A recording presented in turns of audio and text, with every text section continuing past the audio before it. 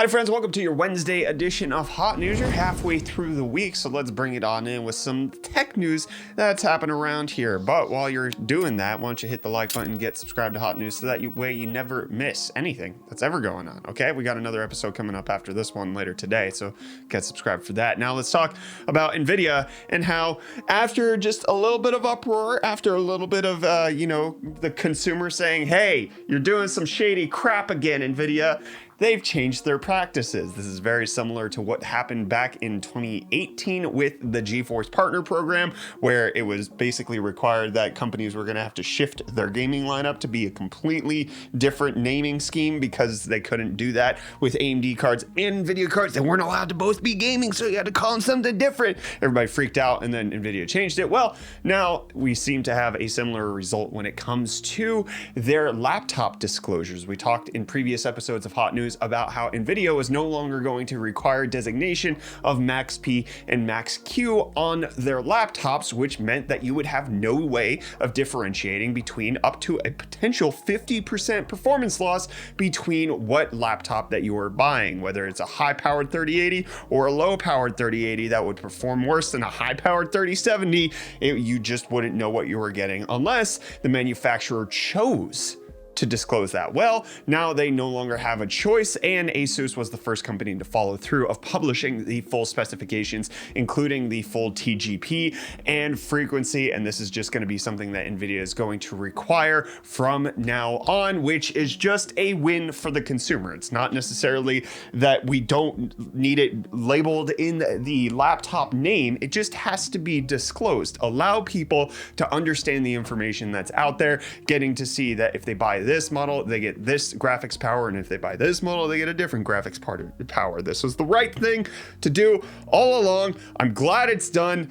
Good job, Nvidia, after everybody said you should fix it. Just stop trying to pull shady crap. It's that simple. Stop doing anti-consumer practices, and maybe the consumer won't get upset. Actually, no, we'll still get upset because that's just how the internet works. So you never mind. Just try to pull everything over on us. It's all the same. But Intel doesn't care about any of that. You outrage against Intel, they just look at you and smoke their money. They don't have no reason to listen to your plebs, and that's what's happening apparently with the 11th gen chips that are supposed to be coming out later this year. The chipsets that were expected to support it, B416, H410, will not support Rocket Lake. They sneakily remove that from their Intel support page, so only Z490 and H470 will support the upcoming 11th gen chips, which might make sense in some regards of like VRM requirements that are happening, but more than likely not. It's just Intel trying to get more money out of you, and some sneaky motherboard vendors are just making it so that their motherboards are going to support it regardless. ASRock always coming to the consumer's rescue when it comes to this stuff of putting things in their BIOS that the companies don't necessarily want them to, like Thunderbolt support on their X570 motherboards. Just who cares if Intel says anything? We're going to do it anyway. So H410, B460, you might still be able to get those to work with 11th gen. Just check with your motherboard maker. Just don't check with Intel. Don't listen to them. Which is what this one person did, because they made a Comet Lake CPU, a mobile version one, that can run on your desktop motherboard. It's actually quite interesting. You can pick it up from AliExpress for about $95. 6 cores, 12 threads, 2.4 gigahertz. I believe it's right around a 10750H, but you can actually put it in your LGA 1151 motherboard. There are some requirements where it only is supported on specific chipsets, as you see here, and it requires a modified BIOS, which the seller will provide for you, and you're going to need a heatsink that actually will touch this chip right here. But overall, it's a neat idea in case anybody wants to do that for some reason instead of buying, a normal Comet Lake chip. And to just stay on the crappy Intel side of things, we got more benchmarks coming out from them with regards to how they stack up against Apple's M1 chip. And wouldn't you know it, it doesn't matter if the competitor is AMD or if it's Apple, Intel's gonna just cherry pick.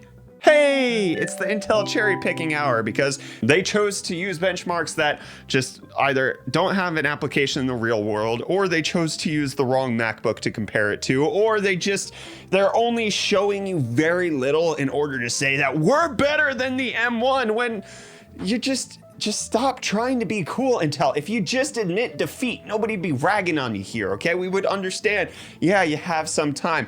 Hopefully the new CEO turns this kind of crap around, because it's so frustrating just to see them dig themselves into a further hole of like, no, everything's okay. We're not failing here. It's everybody else. It's the children who are to blame. Intel, stop. Get some help. Which I'm going to need some help, because Chrome is apparently no longer going to be supported on my Core 2 Duo. Big sad for me. Or Athlon 64, because it's not going to require SSE3 instruction set, which those chips don't have. So can we just get a moment of silence? Press F in chat to respect the loss of these glorious chips. Should be using Firefox anyway. I'm not even sure if Firefox requires SSE3 support. I don't know, but I do know that an ex-Intel employee has been accused of stealing tons of files about their Xeon lineup, 3,900 files of confidential information from Dr. Varun Gupta, who left Intel to join Microsoft last year. It's kind of interesting that he's only being sued for $75,000 and liability to not use confidential Intel information again, which doesn't seem like such a huge fine considering that he has tons of files. He's denying the claims, but that penalty just seems awfully low for stealing so much. I have to potentially wonder that if Intel's trade secrets are worth only $75,000 to protect, is this just a gripe somebody has against him for leaving and they're trying to stick it to him with legal? They're gonna slap him with legal? I don't know. But CD Projekt Red's gonna have to slap somebody with something, because they're just having a terrible time. They've been hacked with ransomware. They announced that they have been the victim of a targeted cyber attack. And if you read the note from the hacker, it says, "You have been epically pwned. We've dumped full copies of the source codes from your Perforce server for Cyberpunk 2077, Witcher 3 Gwent, and the unreleased version of Witcher 3. We've also dumped all of your documents relating to accounting, administration, legal, HR, investor relations, and more. Also, we have encrypted all of your servers, but we understand that you can most likely recover from backups. If we will not come to an agreement, then your source codes will be sold or leaked online, and your documents will be sent to our contacts in gaming journalism. Your public image will go down the crapper even more, and people will see how crappy your company functions. Investors will lose trust in your company, and the stock will dive even lower. You have 48 hours to contact us." Turns out that CD Projekt Red's not going to comply. They also said that they don't believe that any personal information was stolen in these hacks. So we'll just have to see if this actually progresses, if they are going to leak these source codes, and who's going to do what about it. It's just CD Projekt Red's having a bad time, man. A lot of it's self-imposed, but I would not want to be in their shoes right now.